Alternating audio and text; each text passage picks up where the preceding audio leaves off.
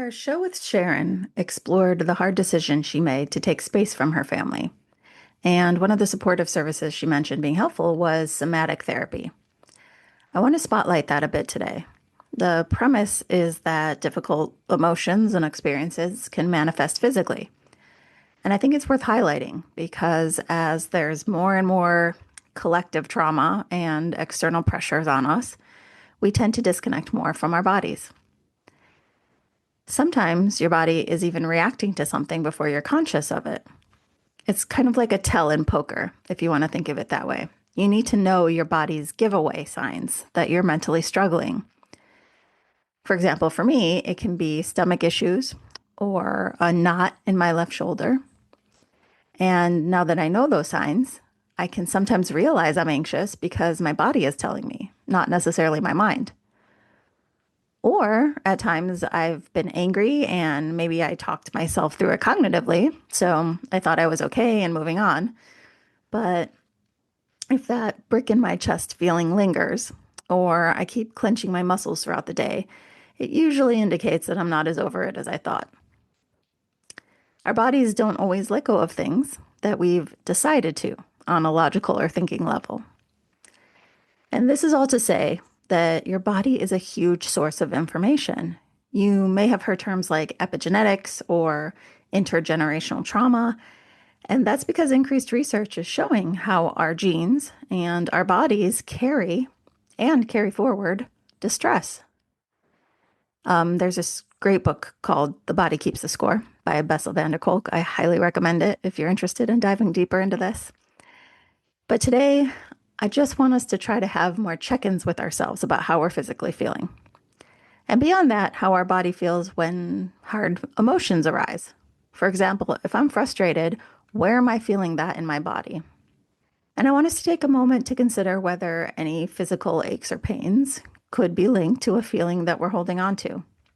So if we tie this a little more directly to Sharon's show, it's incredibly helpful to check in on your physical well-being when you're around difficult relationships. And if you have repeated distress physically around certain people, it could be an indicator that those people don't need to be in your life. And that can sound dramatic, but I think everything is information that can lead you to the decision that's best for you and for your mental and physical well-being. So what does that look like even? Maybe if you find yourself tensing up or having tummy troubles in the lead up to a family event or going to visit your family, if you have conflict with a coworker or, say, a tense dynamic with a friend and your body feels off somehow or restless or tight before you see them, if there are issues in your romantic relationship, you might feel a heaviness in your chest or difficulty getting a good breath in, headaches, etc. And the aftermath of these encounters could also leave you feeling a certain way physically, exhausted, achy, or even agitated or irritable, or I've heard from some people like feeling like your body is buzzing. But the point of all this is that the information your body is sending you can help you intervene for yourself. If I know I might get activated by an encounter with a particular person, I try to regulate beforehand, which for me is taking deep breaths and stretching my shoulder blades and kind of shaking out my arms.